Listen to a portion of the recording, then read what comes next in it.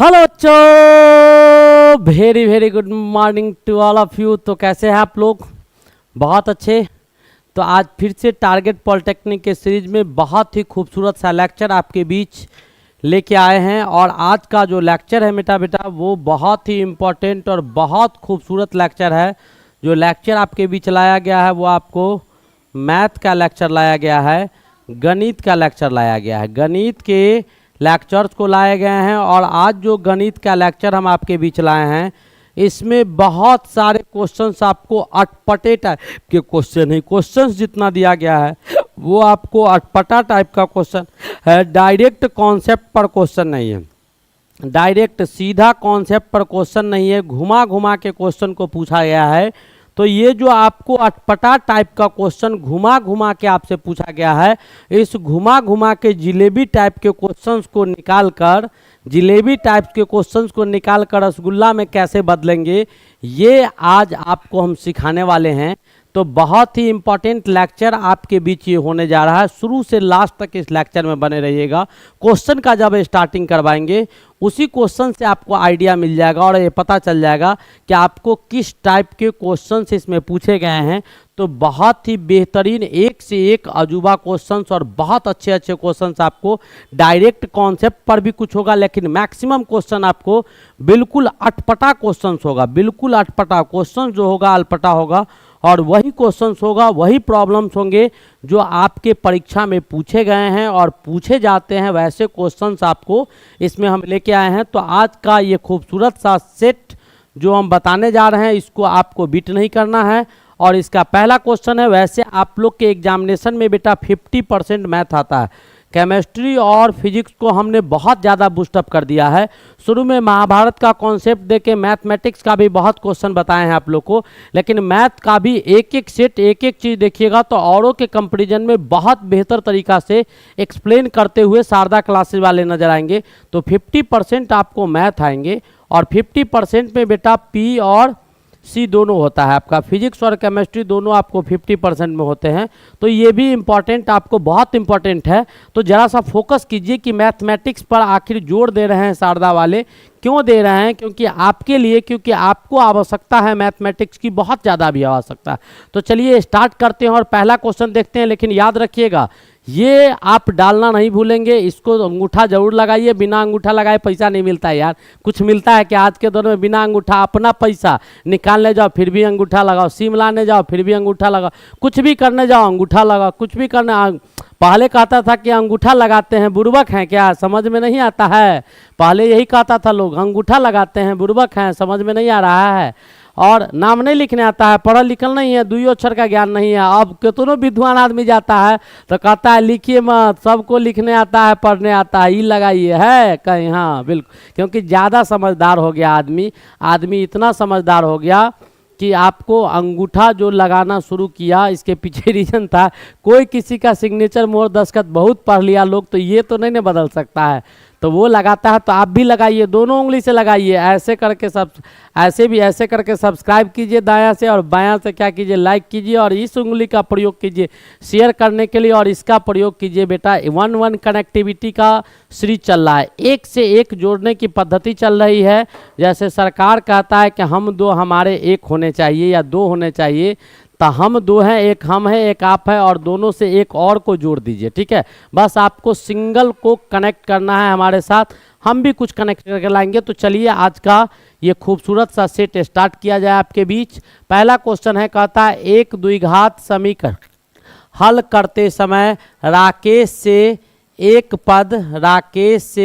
एक पद लिखने में भूल हो गई। ठीक है, अब एक आपका द्विघात समीकरण है बेटा। द्विघात समीकरण आप जानते होंगे, जैसे मैं आपको लिख के बताता हूँ।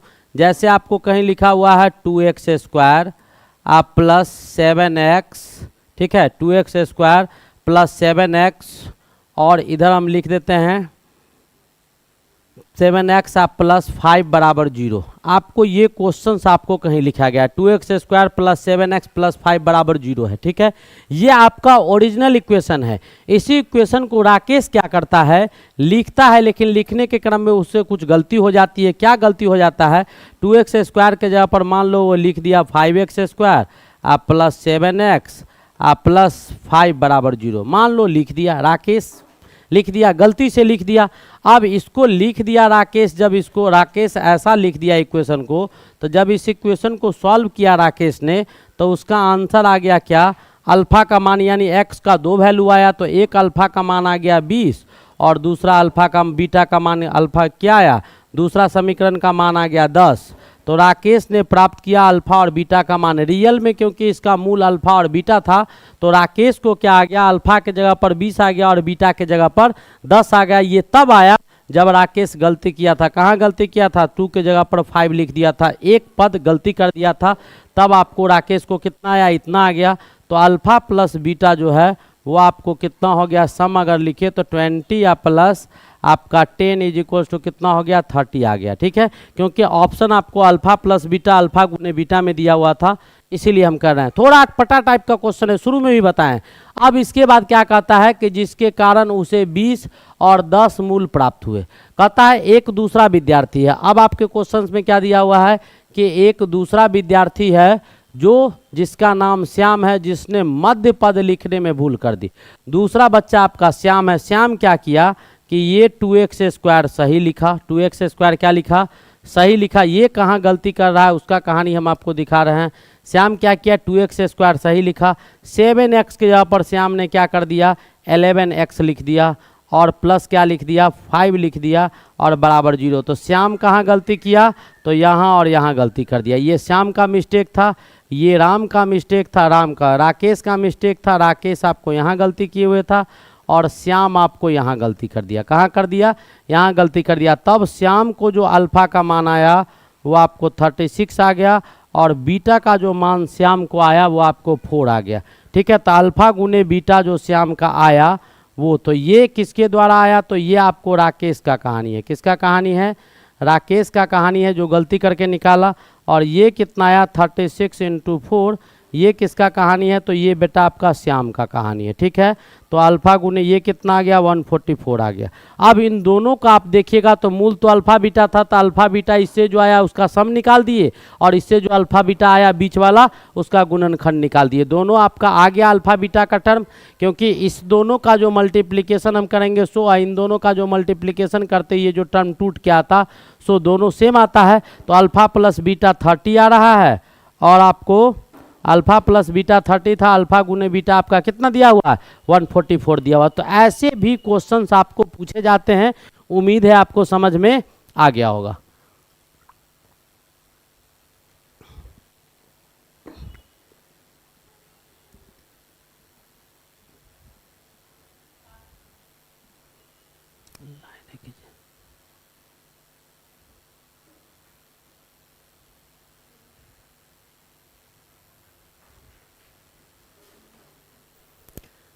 जनरेटर है कि लाइट। तो चलिए नेक्स्ट क्वेश्चन की ओर बढ़ते हैं और आज का हमारा अगला क्वेश्चन क्या है उसको जरा ध्यान से देखिएगा। क्या कहता है, दूसरा क्वेश्चन कहता है कि यदि किसी त्रिभुज ABC के दो कोण डिग्री में समीकरण, यानी कोणों का समीकरण दिया गया है। किसका, आपका जो त्रिभुज है उसके दो कोण जो दिए गए हैं। अभी तक जो बेटा हम पढ़ते थे उसमें कोण आपको रेशियो में देता था कि इसका कोण इतना है उससे ये दुगुना है, कम्प्लीमेंट्री एंगल के फॉर्म में था, सप्लीमेंट्री एंगल के फॉर्म में था। आज जो हम पढ़ रहे हैं उसमें किसी त्रिभुज के दो कोण को समीकरण के रूप में दिया गया है। किसके रूप में, समीकरण के रूप में। जैसे आपके सामने ये समीकरण है x² - 90x प्लस 2025 बराबर 0। ये समीकरण जो है इसको जब आप सॉल्व कीजिएगा, इसको जब हल कीजिएगा तो आपको किसी भी त्रिभुज के दो कोण का मान प्राप्त होगा। यानी दोनों कोणों की मदद से इस समीकरण को, द्विघात समीकरण को बनाया गया है। तो इस द्विघात समीकरण का जो हल आएगा वो आपको त्रिभुज के दो कोण को बता देगा। तो तीसरा कोण हम निकाल लेंगे, क्योंकि त्रिभुज के तीन कोणों का मान 180 डिग्री होता है। दो कोण का मान यहाँ से पता चलेगा, तीसरा कोण हम 180 में से घटा के निकाल देंगे। जब तीनों कोण का मान पता चल जाएगा कि कितना डिग्री है, तब उस त्रिभुज के विषय में हम बता सकते हैं कि त्रिभुज जो लिया गया है वो त्रिभुज कैसा त्रिभुज है वो आप बता सकते हैं। ठीक है, तो चलिए स्टार्ट करते हैं। पहले इसको सॉल्व कर लेते हैं। अब इसको सॉल्व कीजिएगा तो ये आपका आ जाएगा x², ये 90x को लिख दीजिए 45x माइनस ये भी 45x इज इक्वल्स टू कितना, इज इक्वल्स टू कहते हैं बराबर कितना हो जाएगा, तो माइनस में आपका है तो माइनस आपका 2025 इज इक्वल्स टू 0, क्योंकि 45 का स्क्वायर बेटा आपको कैलकुलेशन मजबूत करना होगा, नहीं कीजिएगा तो मैथमेटिक्स में प्रॉब्लम होगा।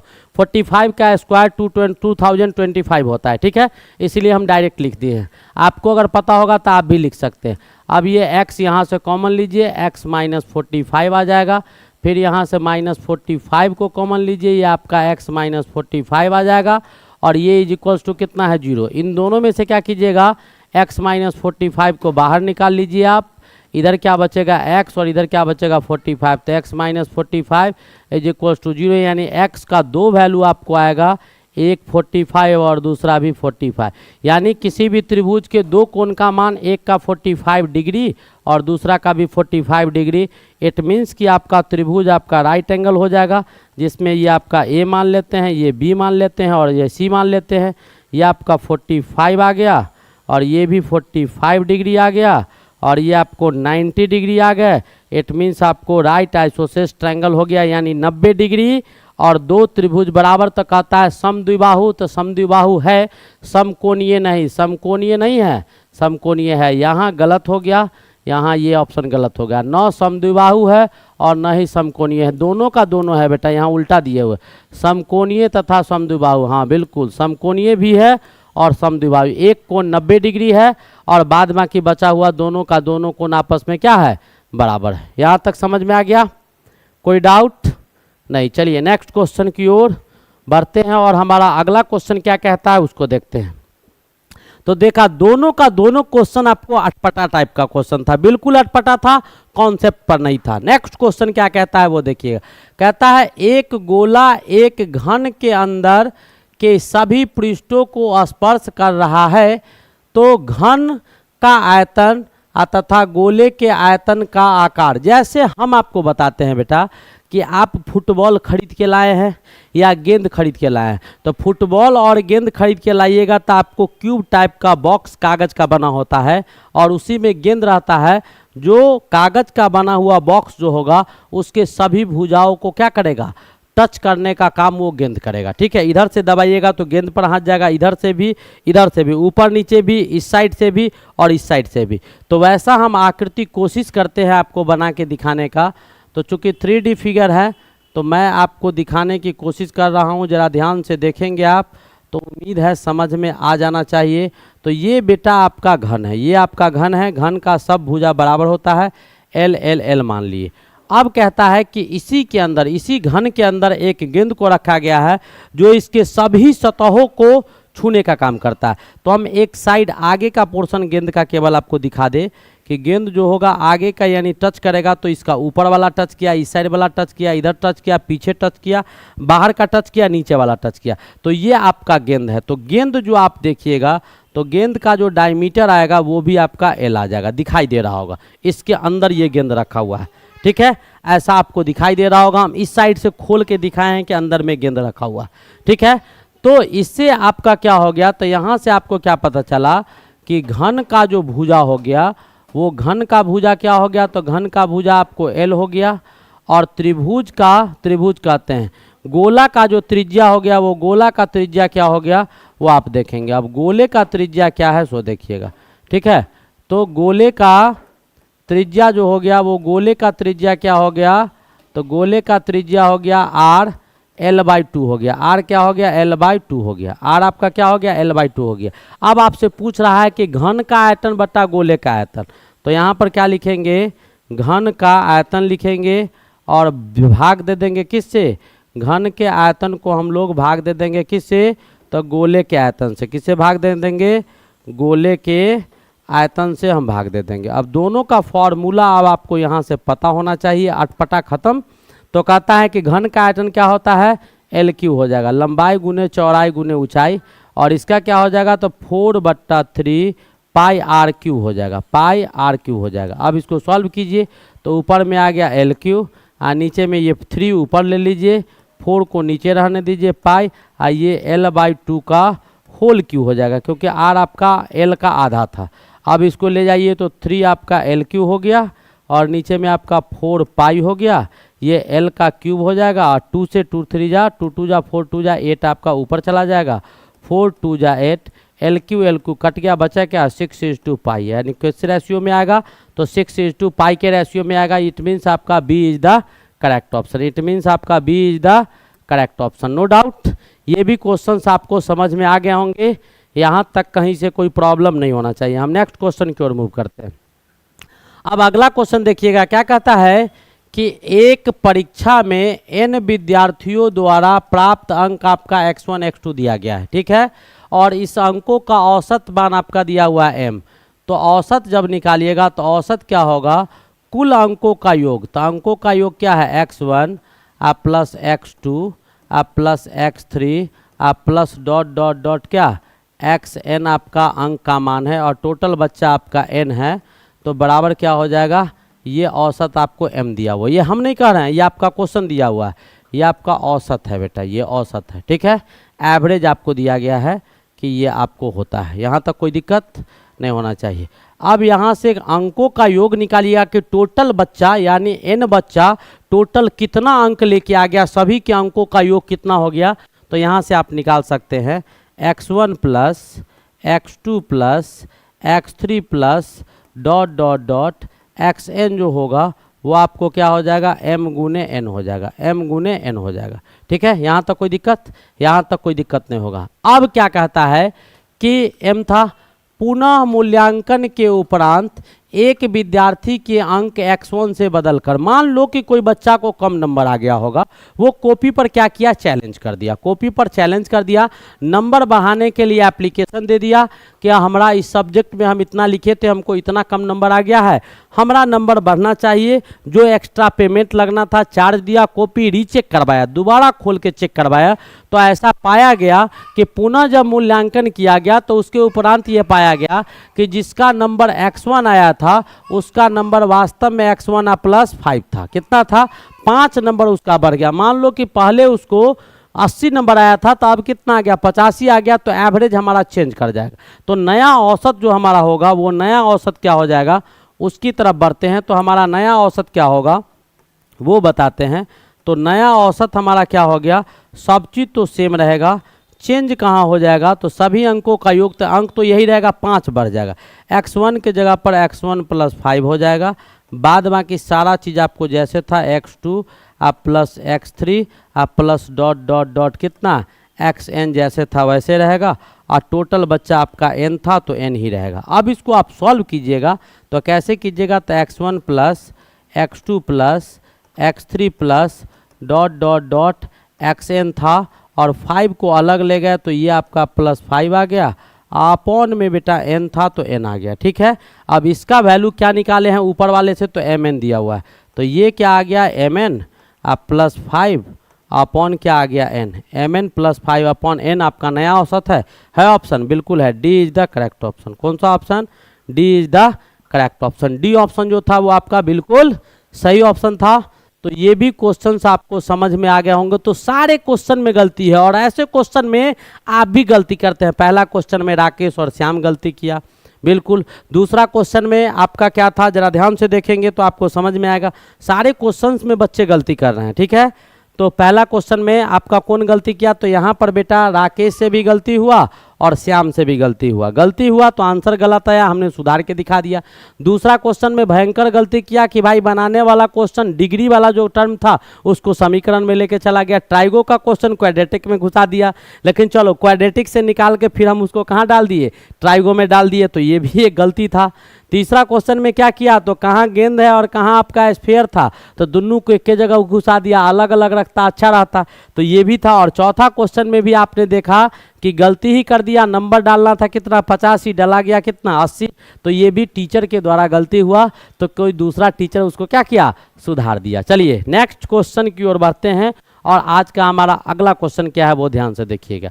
अब इसमें भी गलती है, क्या कहता है, के बिन मानों के लिए समीकरण एक्स स्क्वायर, के बिन मानों के लिए समीकरण एक्स स्क्वायर माइनस 3 प्लस के गुने एक्स प्लस 9 बराबर 0 के मूल क्या होंगे, के मूल समान होंगे। तो बेटा के का कहता है कि किस मानों के लिए, बिन मानों के लिए, के किस मानों के लिए, तो मूल आपका समान कब होगा वो आपको बताते हैं। मूल आपका समान कब होगा, मूल समान होंगे कब, मूल समान होंगे जब डिस्क्रिमिनांट डी का मान आपको क्या आएगा, 0 आएगा। मूल अगर समान है इसका मतलब डी 0 है, और डी 0 है इसका मतलब मूल उसका समान है। तो आपको पूछ रहा है के किस मानों के लिए इसके मूल समान होंगे, तो हम मूल को ही समान कर दिए तो के का मान निकल जाएगा। ठीक है, तो डी बराबर क्या होता है, तो आप जानते हैं डी बराबर b² minus 4ac is equals to 0 आ जाएगा। बी आपको क्या दिया हुआ है, ए क्या दिया हुआ है, सी क्या दिया हुआ है, वो सब आपको जानकारी में होना चाहिए। तो आपका यहाँ पर ये ए है, 1 जो दिया गया है ये ए है, ये आपका पूरा टर्म जो दिया गया है ये आपका बी है, और ये टर्म जो दिया गया है ये आपका सी है। तो b² कहने का मतलब कि 3 + k का होल स्क्वायर हो गया, माइनस 4a के जगह पर 1 और c के जगह पर 9 इज इक्वल्स टू 0 हो जाएगा। अब इसको सॉल्व कीजिएगा तो k का वैल्यू आपको आएगा। हम सॉल्व करते हैं तो 3 + k², 3 + k का होल स्क्वायर अब बराबर, इसको सॉल्व कीजिएगा तो 4 × 9 36 हो गया, उधर चला गया तो 36 हो गया। ठीक है, अब यहाँ से आपको वैल्यू क्या आ जाएगा वो आप जरा ध्यान से देखेंगे तो यहाँ से आपको समझ में आएगा। 3 + k को इधर रखते हैं, 3 + k को इधर रखते हैं, और इधर जैसे ही लिखिएगा तो ये आपका आ जाएगा √36 आ जाएगा। ठीक है, तो यहाँ से आपका ±6 आ जाएगा, और ये 3 + k आ जाएगा, 3 + क्या आ जाएगा, k आ जाएगा। यहाँ पर 3k नहीं था, 3 + k आ जाएगा, गलती किए हुए थे। यहाँ पर क्या हो जाएगा, 3 + k आ जाएगा, 3 + k यहाँ आ गया। ठीक है, अब यहाँ से क्या आ गया, तो 3 + k का 2 मान आया, 3 + k² हटाएं तो रूट में चला गया, 2 मान आया। एक क्या आया, 3 + k बराबर 6 आ गया, और दूसरा क्या आ गया, 3 + k बराबर -6 आ गया। ठीक है, तो यहाँ से k बराबर क्या हो जाएगा, 6 - 3 बराबर कितना आ जाएगा, 3, और यहाँ से k बराबर क्या हो जाएगा, -6 - 3 बराबर क्या हो जाएगा, -9। तो हमारे पास k का 2 वैल्यू आया, समान मूल होने के लिए k का 2 मान आया, एक k का मान +3 और एक k का मान -9, यानी कौन सा option, C is the correct option. आया समझ में। तो ऐसे क्वेश्चंस आपको आएंगे और आते ही रहते हैं। तो ये भी आपका द्विघात समीकरण का क्वेश्चन था। किसका क्वेश्चन था, द्विघात समीकरण का क्वेश्चन था। नेक्स्ट क्वेश्चन की ओर मूव करते हैं, और आज का हमारा अगला क्वेश्चन क्या कहता है, सो देखिएगा। क्या कहता है कि एक धनराशि किसी बैंक में जमा करने पर वह 3 वर्षों में 8 गुना हो जाती है। मतलब मान लो कि जो आपका राशि है जो बैंक में जमा किया गया, ठीक है, तो जमा करता राशि जो है, जमा करता राशि जो है, जो मूलधन है, जमा करता राशि जो बैंक में आप जमा कर रहे हैं, जो मूलधन आप बैंक में जमा कर रहे हैं, वो राशि हम मान लेते हैं कि आपको P है, हम नहीं जानते हैं क्या है। ठीक है, तो एक धनराशि आपको P रुपया क्या किया गया है, बैंक में जमा किया गया है। ठीक है, और कहता है कि किसी बैंक में जमा करने पर वह 3 वर्षों में, टाइम आपका कितना दिया गया है, तो 3 साल दिया गया है। कितना साल, 3 वर्षों में 8 गुना हो जाता है। अमाउंट जो उसका हो जाता है वो कितना हो जाता है, 3 साल के बाद वो राशि कितना में बदल जाता है, तो 8 गुना हो जाता है। यानी आपका P जो है 8P में, जबकि इस पर लगने वाला चक्रवृद्धि ब्याज पर वर्ष दे है, यानी प्रत्येक चक्रवृद्धि ब्याज जो इस पर लग रहा है वो आपको किस हिसाब से लग रहा है, वो आपको दिया गया है। वो आपको क्या कर दिया गया है कि दिया गया है कि इस पर जो चक्रवृद्धि ब्याज लगेगा वो आपको, तो मिश्रधन कितना हो गया, 8P हो गया। चक्रवृद्धि ब्याज जो है वो आपको मान लेते हैं कि चक्रवृद्धि ब्याज R लगता है, तो क्या होगा वही आपसे पूछा जा रहा है कि मूलधन क्या जमा किया होगा। तो मान लेते हैं कि इसका जो मिश्रधन आ जाएगा 3 साल के बाद वो 8 गुना हो गया। तो 3 साल के बाद टोटल राशि जो आपको मिलेगा वो मिश्रधन, यानी जो अमाउंट आपको मिलेंगे, प्रिंसिपल आपका ऊपर था, जो अमाउंट आपको मिलेगा वो कितना मिलेगा, तो 8P रुपीज़ आपको मिल जाएगा। ठीक है, 3 साल के बाद। ये आपका प्रिंसिपल अमाउंट था, ये आपका मूलधन था। कैसा अमाउंट था, प्रिंसिपल अमाउंट था, ये आपका मूलधन था। तो आपसे पूछ रहा है तो क्या होगा, तो रेट क्या लगेगा वही पूछ रहा है, ब्याज दर तो आर मान लेते हैं कि R% पर एनम इसका जो है रेट है। रेट आपको इसका क्या मान लिए, R% पर एनम हमने मान लिया, ठीक है। तो अमाउंट जो होगा वो ए बराबर क्या होगा, P गुने 1 + R/100 to the power T बराबर अमाउंट कितना दिया गया है आपको, तो अमाउंट आपको 8P है, तो 8P हो गया। ये आपका P था, तो P मान लीजिए 1 + R के जगह पर R है, अब बट्टा में 100 है, ऊपर में T बराबर 3 दिया हुआ है, अब बराबर कितना दिया हुआ है 8P। अब यहाँ से क्या होगा, इस P से ये P कट जाएगा, अब बचा क्या आपके पास, तो 1 + R/100 टू द पावर 3 बराबर क्या हो जाएगा 2 टू द पावर 3। दोनों का पावर सेम है तो बेस नीचे वाला क्या हो जाएगा, तो ये भी आपके सेम हो जाएंगे। तो ये सेम कैसे होंगे जरा इसको कीजिएगा, तो यहाँ से करेंगे तो हमारे पास आएगा 1 + R/100 = 2 आ जाएगा, ठीक है।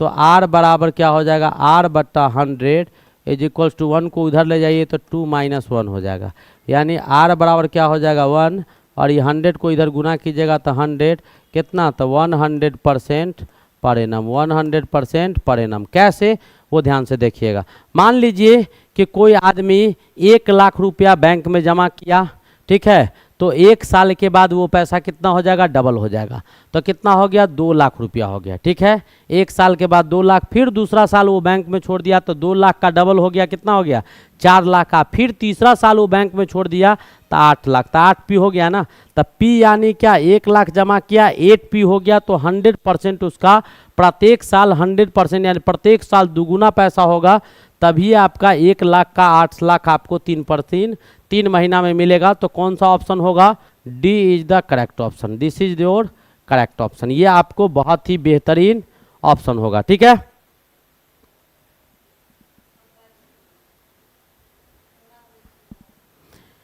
नेक्स्ट क्वेश्चन हमारा क्या कहता है, सो देखिएगा क्या कहता है, किसी मूलधन पर, अब दिया हुआ है किसी मूलधन पर 3 वर्षों में 10% वार्षिक दर से प्राप्त चक्रवृद्धि ब्याज तथा साधारण ब्याज का अंतर 93 दिया हुआ। तो चक्रवृद्धि ब्याज और साधारण ब्याज का हम 2 फार्मूला आप लोग को बताए थे, 2 फार्मूला हम आप लोग को पहले ही बताए थे। एक आपको डायरेक्ट बताए थे, चक्रवृद्धि ब्याज माइनस साधारण ब्याज बराबर P गुने R/100 to the power T, P गुने R/100 to the power T आपको डायरेक्ट फार्मूला बता दिए थे कि इससे आप अंतर निकाल सकते हैं, और नहीं तो सिंपल तरीका भी है हमारे पास। तो सिंपल तरीका का अगर इस्तेमाल कीजिएगा इसमें, तो इसमें अमाउंट निकालिएगा, तब चाहे कंपाउंड इंटरेस्ट निकालिए, डायरेक्ट आप क्या निकालिए कंपाउंड इंटरेस्ट, तो कंपाउंड इंटरेस्ट निकालिएगा तो क्या होगा P गुने 1 + R/100 to the power T minus P हो जाएगा, ठीक है। और सिंपल इंटरेस्ट आप निकालिएगा तो क्या हो जाएगा PRT/100 हो जाएगा। ये आपको 2 चीज़ पता होना चाहिए। अब इसमें दिया हुआ क्या सब है वो आपको पता होना चाहिए। तो दिया हुआ क्या है, तो P तो दिया हुआ है नहीं, अब ये सब आपको पता नहीं है। आपको दिया गया है T कितना दिया गया है 3 साल, R कितना दिया हुआ है 10%, ठीक है। प्राप्त चक्रवृद्धि ब्याज तो यहाँ से आप निकालिएगा, तो यहाँ से क्या आएगा कंपाउंड इंटरेस्ट, तो P गुने 1 + 10/100 to the power 3 minus P आ जाएगा, ठीक है। यहाँ से आपका क्या आ जाएगा, P को कॉमन ले लीजिएगा, तो यहाँ से क्या आ जाएगा, ये इससे कट गया 11/10 पे पावर 3 - 1 आ जाएगा, ये आ जाएगा। अब इसको क्या करना होगा, आपको सॉल्व करना होगा। तो इसको सॉल्व कीजिएगा तो क्या आएगा वो आपको समझ में अभी हमको भी नहीं आ रहा है, चलो थोड़ा सा कर लेते हैं। 11 को करेंगे तो 1331 आना चाहिए, कैसे वो देखिएगा। 11 को करेंगे तो 121 आएगा, अब फिर 11 से कर देंगे तो 121 और 121 आ जाएगा, 1331 आ जाएगा। अब आपको डायरेक्ट 11 का क्यूब याद रखना चाहिए जैसे हमने किया। तो यहाँ पर क्या होगा 1331 माइनस 10 का हो जाएगा तो 1000, अब बटा कितना आ गया 1000, ये आ गया। अब इसको सॉल्व कीजिएगा तो क्या हो गया 331P अपॉन कितना हो जाएगा 1000, ये आपको चक्रवृद्धि ब्याज आ गया, ठीक है। अमाउंट निकालिए, प्रिंसिपल को माइनस कर दिए। अब सिंपल इंटरेस्ट आप निकालिएगा तो P हो जाएगा, R के जगह पर 10 हो जाएगा, टाइम के जगह पर 3 हो जाएगा, और अपॉन क्या हो जाएगा 100 हो जाएगा। इसको आप काट दीजिएगा तो क्या हो जाएगा 3p/10 हो जाएगा, 3p/10 हो जाएगा। अब अकॉर्डिंग टू क्वेश्चन क्या कह रहा है उसको सॉल्व कर दीजिए। तो क्वेश्चन आपको क्या कहता है कि compound interest minus simple interest बराबर कितना दिया हुआ है, तो 93 दिया हुआ है। तो कंपाउंड इंटरेस्ट बेटा कितना है आपका, तो 331p/1000 दिया हुआ है, ठीक है। और इसमें से घटाना क्या है, तो 3p/1000 को घटा देना है, 1000 कहते हैं 10 को घटा देना है, 3p/10 को क्या करना है घटा देना है, इज इक्वल्स टू हमारे पास क्या है, तो 93। अब आपको वैल्यू निकालना है, तो जो कॉमन है उसको कॉमन ले लीजिए। तो ऊपर से आप क्या कॉमन ले सकते हैं, p को, और नीचे से किसको कॉमन ले सकते हैं 10 को। और इधर क्या बचेगा आपका, तो इधर बच जाएगा आपको 331 अपॉन कितना हो जाएगा 100 -1 की 3p माइनस क्या आ जाएगा, तो माइनस आपका इधर आ जाएगा 3p/1 इज इक्वल्स टू कितना 93 आ जाएगा। अब इसको सॉल्व करेंगे तो 331, तो इसको लिख सकते हैं तो 3.31 में से घटेगा तो p आ जाएगा, और इसको लिखिएगा तो आप यहाँ पर 3.31 से घटाइएगा तो आपका कितना आ जाएगा, 3.31 से 3 घट जाएगा तो कितना आ जाएगा 0.31 आपको आ जाएगा। यहाँ क्या 31/100 आ जाएगा, डायरेक्ट कर दो तो ये हो गया 31/100 ही आई, तो इतना 1000 बराबर 93। इसको काट दो इधर से तो 3 टाइम में इससे कटिए जाएगा। तो p बराबर कितना हो गया 1000, यहाँ p बराबर आपको 3000 रुपया हो गया। कितना, तो प्रिंसिपल अमाउंट को कितना दिया होगा, तो 3000 रुपया आप वो जमा किया होगा। तो हमने क्या किया, बेसिकली जो सिंपल्स था कंपाउंड इंटरेस्ट पहले निकाल दिए, सिंपल इंटरेस्ट निकाल दिए, देन आफ्टर दोनों को घटा के बता दिए कि कितना पैसा वो मूलधन मान रुपये में कितने होंगे वो आपको पता चल गए। ठीक है, यहाँ तक कोई दिक्कत।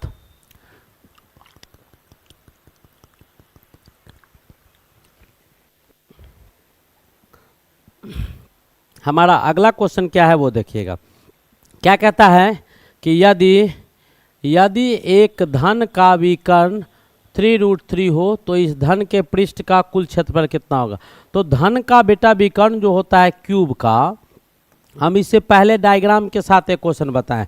क्यूब का विकर्ण जो होगा, क्यूब का विकर्ण d बराबर क्या हो जाएगा, तो d आपका हो जाता है क्या √3 यानी √3l हो जाएगा। 3√3 आपको l के बराबर आ जाएगा। कितना आ जाएगा, √3l के बराबर आ जाएगा। का है वो आप ध्यान, जैसे ये क्लासरूम है तो बीच वाला एक डायमीटर निकालिए, तो l², जैसे मैं आपको यहाँ दिखा देता हूँ डायग्राम। इससे पहले भी डायग्राम मैंने आपको दिखाया था, तो आप डायरेक्ट भी फार्मूला यूटिलाइज कर सकते हो और इनडायरेक्ट जो मैं डायग्राम से दिखा रहा हूँ इसका भी मदद ले सकते हैं। तो पहले आपको क्या करना होगा, इसका डायगोनल एक फेस का निकालना होगा। ये l है, ये l है, तो ये आपका √2l हो जाएगा। ठीक है, अब जो क्यूब का डायगोनल आपका आएगा वो डायगोनल आपका दरअसल ऐसा आएगा। ठीक है, ऐसा डायगोनल आएगा। तो ये 2l है, ये l, तो ये क्या हो जाएगा √3l हो जाएगा। ठीक है, ऐसे करके नीचे वाला फेस का ये निकाल लेंगे और फिर इधर का निकाल देंगे तो √3l आ जाएगा। और ये किसके बराबर दिया हुआ था, तो 3√3 के बराबर दिया हुआ था। इससे क्या पता चला कि √3 तो कट गया, तो l आपका कितना आ गया, तो 3 आ गया। l कितना आ गया, 3 आ गया। जैसा कि हमने देखा कि l बराबर 3 आ गया। तो धन का क्या निकालना है, धन के पृष्ठों का कुल क्षेत्रफल निकालना है। तो कुल क्षेत्रफल इसके पृष्ठ का निकालिएगा, कुल क्षेत्रफल तो क्या हो जाएगा, तो इसका 6l² क्या हो जाएगा, 6l² हो जाएगा। कुल पृष्ठ क्षेत्रफल जो होगा वो आपका क्या हो जाएगा, कुल क्या कहता है, घन के पृष्ठों का कुल क्षेत्रफल क्या होगा, पृष्ठों का कुल क्षेत्रफल क्या होगा, तो इसका टोटल सरफेस एरिया जो होगा घन का वो क्या होगा, तो 6l² होगा। तो 6 लिख सकते हैं और l² यानी 3 का स्क्वायर, तो 6 × 9, 9 6 या 54 सेंटीमीटर था, तो ये आपका सेंटीमीटर स्क्वायर हो जाएगा। यानी कितना 54 सेंटीमीटर स्क्वायर आपका इसका क्षेत्रफल हो जाएगा। डायग्राम यहाँ बना दिए, वहाँ सॉल्व कर दिए। ठीक है, नेक्स्ट क्वेश्चन देखिएगा हमारा क्या कहता है। कहता है कि यदि किसी समुच्चय के उप समुच्चयों की कुल संख्या के हो, आपका कोई समुच्चय है जिसका उप समुच्चय का कुल संख्या k हो तो k का न्यूनतम मान क्या होगा वही पूछ रहा है। यानी आपको कोई समुच्चय का उप समुच्चय तो उप समुच्चय निकालने के लिए बेटा एक फॉर्मूला आता है, शायद आप लोग को ये फॉर्मूला पता होगा कि डायरेक्ट आपको उप समुच्चय आएगा तो कुल उप समुच्चय आपको 10 है, तो आपको कुल उप समुच्चय की संख्या जो होगा वो आपको फॉर्मूला लगाना होगा। जैसे ही आप फॉर्मूला यूटिलाइज करेंगे वैसे ही आपको समझ में आ जाएगा। तो आपके क्वेश्चंस में क्या दिया है पहले उस पर मंथन करेंगे। तो पहले हमारे क्वेश्चंस में दिया गया है कि कुल उप समुच्चय का जो संख्या है, कुल उप समुच्चय जो है यानी कुल यानी टोटल सबसेट का जो संख्या है, कुछ उप समुच्चय का जो संख्या है वो आपको क्या दिया गया है तो k दिया गया है।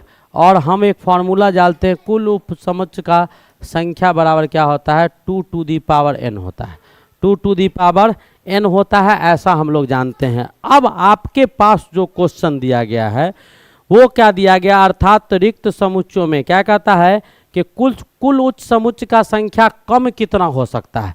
तो सबसे कम पूछ रहा है कि न्यूनतम मान कितना होगा, तो 2 टू दी पावर n का 2 टू दी पावर n का न्यूनतम मान क्या हो सकता है।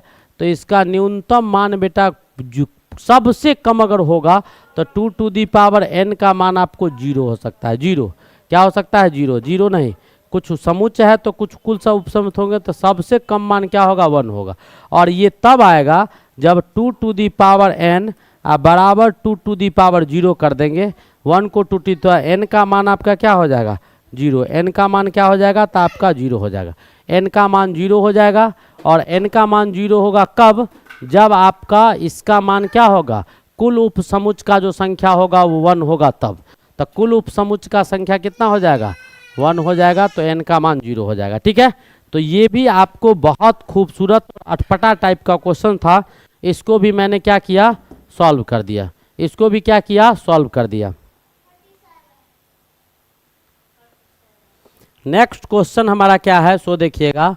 अब क्वेश्चन क्या कहता है कि a माइनस बी बराबर 5, 5 का मतलब होता है बेटा खाली, a माइनस a में से b को अगर घटाते हैं तो 5 आ जाता है, यानी क्या रिक्त समुच्चय, यानी जो a माइनस बी आएगा वो खाली होगा। खाली कैसे होगा, तो मान लेते हैं कि a बराबर मान लेते हैं कि 1 b c d 7 दिया हुआ है, और b बराबर आपको दिया हुआ है क्या b c d 7 1 ये दिया हुआ है। अब a में से b को आप घटाइएगा तो a में से b से घट गया, c से घट गया, d से घट गया, 7 से 1 से, तो ये क्या आ गया 5 आ गया।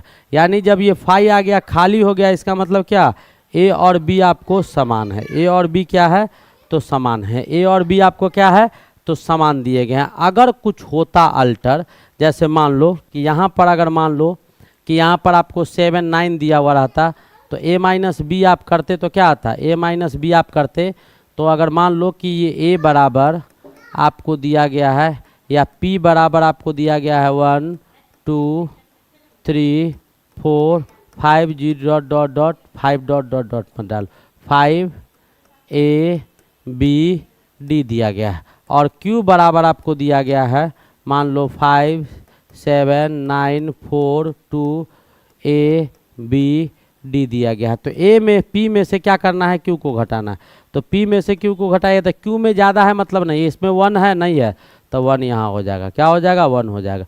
उसके बाद 2 ऊपर में है नीचे में है, हाँ है तो 2 आपको घट जाएगा, 2 आपको घट जाएगा। 3 ऊपर है नीचे नहीं है तो 3 यहाँ बचेगा, 4 ऊपर है नीचे है घट जाएगा, 5 ऊपर है नीचे है घट जाएगा, a b d है घट जाएगा, p माइनस क्यू आपको 1/3 आ जाएगा। तो आपको यहाँ पर तो घट के आ रहा था, यानी a किसके बराबर था, बिल्कुल आपको ऑब्वियसली किसके बराबर दिया हुआ था b के बराबर दिया हुआ था। हम नेक्स्ट क्वेश्चन की ओर मूव करें, और आज का हमारा अगला क्वेश्चन क्या है सो देखिएगा। क्या कहता है कि 2 समरूप त्रिभुजों की ऊंचाइयाँ 5 सेंटीमीटर और 7 सेंटीमीटर तो उनके क्षेत्रफल का अनुपात होगा। बेटा समरूप त्रिभुज दिया हुआ है, यानी आपके पास जो त्रिभुज आपको दिए गए हैं वो आपको कैसे दिए गए हैं सो ध्यान से देखिएगा। समरूप त्रिभुज है तो इसमें आपका इसका हाइट आपका दिया हुआ है 5 सेंटीमीटर और इसका हाइट कितना दिया हुआ है तो 7 सेंटीमीटर। इसको मान लो ए बी सी, इसको मान लो पी क्यू और आर। ठीक है, अब आपको पूछ रहा है कि उनके क्षेत्रफल का क्या होगा, तो इसका जो एरिया आप निकालिएगा, चूँकि ये समरूप त्रिभुज है, क्या है लिखेंगे, चूँकि यहाँ पर एक लाइन और जोड़ दो, चूँकि त्रिभुज A B C and P Q R, त्रिभुज पी क्यू आर समरूप है यानी सिमिलर है। ठीक है, समरूप है तो क्या हो जाएगा, तो समरूप का प्रॉपर्टी गुण आप जानते होंगे कि इसका जो एरिया निकालिएगा त्रिभुज किसका ए बी सी का एरिया बटा त्रिभुज किसका पी क्यू आर का क्षेत्रफल आप निकालते हैं, तो वो किस किस के बराबर हो जाएगा, तो यहाँ पर ए बी के स्क्वायर का बट्टा यहाँ पर पी क्यू के स्क्वायर का, और यहाँ पर बी सी के स्क्वायर का, तो यहाँ पर क्यू आर के स्क्वायर का, यहाँ पर सी ए के स्क्वायर का, तो यहाँ पर आर पी के स्क्वायर का, और यहाँ पर ये डी मान लीजिए और ये एम मान लीजिए, तो यहाँ पर पी डी के स्क्वायर का। ठीक है, तो यहाँ पर पी डी कहते ए डी के स्क्वायर का, तो यहाँ पर पी एम के स्क्वायर का। तो अब आपको जो निकालना है वो क्या है, तो पूछ रहा है इन दोनों का एरिया, तो ये तो हमको इतना से इतना पार्ट नहीं दिया गया, इसका हमको यूज नहीं है, लेकिन होता है ऐसा हम आपको बता दिए। तो ए डी आपका कितना दिया गया है 5, तो 5 का स्क्वायर, ये दिया गया है 7, तो 7 का स्क्वायर, तो 5 का स्क्वायर 25 और 7 का 49, तो 25/49 is your correct option. 25/49 is your correct option, ये आपका ऑप्शन आ गया। तो समरूप का प्रॉपर्टी आपको जानना होगा कि समरूप का प्रॉपर्टी आपका क्या होता है, समरूप का प्रॉपर्टी क्या होता है, यह आपको जानने की आवश्यकता है। ठीक है, नेक्स्ट क्वेश्चन की ओर मूव करते हैं, और हमारा अगला क्वेश्चन क्या कहता है, ध्यान से देखिएगा। क्या कहता है कि 5 सेंटीमीटर अर्ध व्यास वाले खोखले गोले में एक छड़ रखी हुई है, जिसकी दूरी गोले के केंद्र से 4 सेंटीमीटर है, तो छड़ की लंबाई बताइए। अब देखिए क्या कहता है, एक आपका 5 सेंटीमीटर अर्ध व्यास वाला खोखला गोला है, ध्यान से समझेगा बेटा, बड़ा अटपटा टाइप का क्वेश्चन आपको बोले थे शुरू में आएगा। ये आपका क्या है, तो एक गोला है, इस गोला का व्यास कहता है 5 सेंटीमीटर अर्ध व्यास है, यानी इस गोला का जो व्यास आपको दिया गया है वो आपको 10 सेंटीमीटर है। कितना है, 10 सेंटीमीटर गोला का व्यास दिया गया है, जैसा कि आप देख पा रहे होंगे। और इसका ये सेंटर आपका क्या है, तो ये आपका सेंटर ओ दिया गया है, सेंटर क्या दिया गया है, तो ये आपका सेंटर ओ दिया गया है। ठीक है, और इस ओ सेंटर का जो कहानी हम आपको बताने जा रहे हैं उसको गौर से देखिएगा। ये आपका सेंटर ओ दिया गया है, ठीक है, और ये आपका कितना होगा, तो 5 सेंटीमीटर आपका ये हो जाएगा। अब कहता है कि इससे 4 सेंटीमीटर, सेंटर से 4 सेंटीमीटर दूरी पर ये खोखला है, खाली है, तो इससे 4 सेंटीमीटर के दूरी पर, तो मान लेते हैं कि ये 4 सेंटीमीटर के दूरी पर आपको एक रॉड इसमें डाला गया है।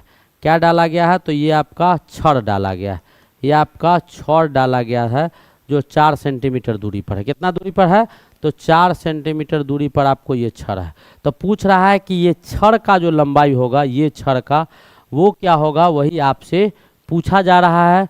तो इस छड़ की लंबाई क्या होंगे वही आपको निकालना है। हम डायग्राम बना दिए हैं, इसका लंबाई आप फटाफट निकाल के दिखाइए कि इसका लंबाई क्या होगा। ज़रा गौर से देखिएगा तो इसका लंबाई हम निकाल सकते हैं, कैसे वो ध्यान से देखिए। ये 4 सेंटीमीटर है, इधर से आप इसको अगर मिला दीजिएगा तो ये भी बेटा 5 सेंटीमीटर हो जाएगा, क्योंकि ये भी रेडियस है।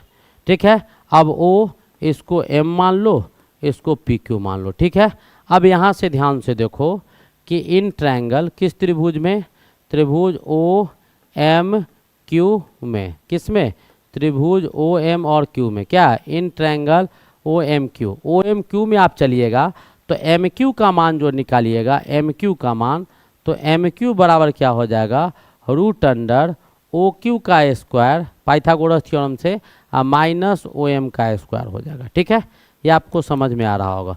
ओ क्यू का स्क्वायर यानी 5 का स्क्वायर माइनस 4 का स्क्वायर।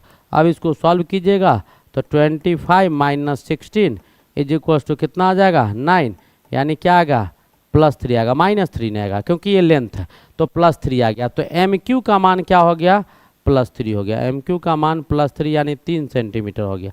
अब आपको क्या पूछ रहा था, तो पी क्यू का लेंथ पूछ रहा है कि पी क्यू क्या होगा। तो आपको ये पता होना चाहिए कि सर्किल के कॉर्ड पर, सर्किल यानी वृत्त का जो कॉर्ड होता है उस कॉर्ड पर, वृत्त के कॉर्ड पर अगर सर्किल के सेंटर से कोई परपेंडिकुलर लाइन खींचा जाता है, तो जैसे ही ये परपेंडिकुलर लाइन खींचेगा तो ये इसको 2 बराबर भागों में बांटेगा। कैसे बांटेगा उसका भी कहानी हम यहाँ आपको दिखा देते हैं, ध्यान से देखिएगा। केंद्र से अगर कोई लंब इस पर खींचा गया ऐसे करके, तो ये आपके 2 बराबर भागों में बांटेंगे। कैसे वो देखिएगा। तो मान लो कि ओ पी क्यू और एम, अब देखो बेटा ये इसके बराबर हो जाएगा और ये 90 डिग्री, इधर से ये 90 डिग्री और ये, तो 2 ट्रायंगल, यानी ट्रायंगल क्या ओ पी एम जो हो जाएगा वो कॉन्ग्रुएंट हो जाएगा ट्रायंगल किसके ओ एम क्यू के या ओ पी एम के। वो किसके बराबर हो जाएगा ओ पी एम के बराबर हो जाएगा। ट्रायंगल ओ पी एम था ओ पी एम, तो ओ क्यू एम के बराबर हो जाएगा। कैसे, तो राइट हाइपोटेनियस साइड से आर एच एस, यानी क्या दोनों में 90-90, दोनों का हाइपोटेनियस और एक साइड बराबर हो गया। इसका मतलब इससे ये पता चला कि पी एम जो होगा वो एम क्यू के बराबर हो जाएगा। तो पी क्यू अगर निकालेंगे तो वो क्या हो जाएगा 2 गुने एम क्यू हो जाएगा, और 2 और एम क्यू कितना निकाले हैं 3, तो 3 2 जा कितना हो जाएगा 6, 3 2 जा 6 सेंटीमीटर, कितना सेंटीमीटर हो जाएगा 6 सेंटीमीटर हो जाएगा। तो ये भी आपको बहुत ही बेहतरीन और बहुत अच्छे क्वेश्चन थे। नो डाउट कि ये क्वेश्चन आपको खराब था, बहुत ही बेहतरीन और बहुत खूबसूरत क्वेश्चन था। तो इस प्रकार आपका ये खूबसूरत सा जो सेट था, ये सेट आपका लास्ट कर गया। एक से एक अटपटा और एक से एक अजूबा अच्छे टाइप के क्वेश्चंस आपको इस सेट में दिखाए गए। ये सेट कैसा लगा वो आप ज़रूर हमको कमेंट करके बताइएगा। और मैं बार बार कहता हूं कि अगर चैनल को सब्सक्राइब नहीं किए हैं तो चैनल को सब्सक्राइब कर लीजिए, चैनल को लाइक कीजिए, ठीक है, कमेंट कीजिए और 1-to-1 कनेक्टिविटी को पूरा कीजिए। बेटा एक एक बच्चे हमारे एक एक जोड़ेंगे तो ये एक आपके लिए एक होगा, हमारे लिए एक होगा, लेकिन जिस उद्देश्य के पीछे हम लोग भाग रहे हैं, जो मकसद है हम लोगों का, एक समय आएगा कि हम ही लोग का बोलबाला सब जगह होगा। अच्छी बात है, हम लोग को मेहनत भी करना चाहिए, आपका रिजल्ट बहुत बेस्ट होगा, ये मैं बार बार कहता हूँ। एक एक पॉइंट को, एक एक चीज़ को देखिए। कहीं कोई प्रॉब्लम होता है तो बेहिचक आप हमें कॉल भी कर सकते हैं, नीचे जो नंबर दिखाई दे रहा है वहाँ से आप हमको कॉल भी कर सकते हैं, कोई डाउट नहीं है। वहाँ से डायरेक्ट आपको, और यहाँ कुछ प्रॉब्लम हो तो कमेंट करके ज़रूर बताइएगा, ठीक है। तो तैयारी कैसे करना है वो मैं ज़रा सा आपको बताऊं। तैयारी करने का भी तरीका होता है बेटा, हम लोग को सिस्टमेटिक वे से, बिल्कुल सिस्टमेटिक वे से तैयारी करना है। एक एक खूबसूरत क्वेश्चन आप देखिएगा तो मैंने करवाया है, एक से एक क्वेश्चंस आपको अच्छे अच्छे। फार्मूला का प्रैक्टिस करते रहिए, कैलकुलेशन पर जोर डालते रहिए। कैलकुलेशन अगर अच्छे होंगे तो आपका ऑलरेडी सब चीज़ अच्छा होगा। एक एक चीज़ आपको तोड़ के दिखाया जाता है और जितना कुछ दिखाया जाता है उस पर पकड़ बनाना क्या है बहुत ज़रूरी है। अगर उस पर पकड़ नहीं बनाते हैं तब आपको प्रॉब्लम हो जाएगा, ठीक है। तो आपको अब क्या करना है, पॉज करके एक एक करके जो क्वेश्चंस आपको करवाए गए हैं उसको देखना है, कॉपी पर लिखना है, अच्छे ढंग से परीक्षा का तैयारी करना है, ठीक है। अब हंसते खेलते गाते मुस्कुराते पढ़ते रहिए। तब तक के लिए best of luck, thank you, wait for the next lecture.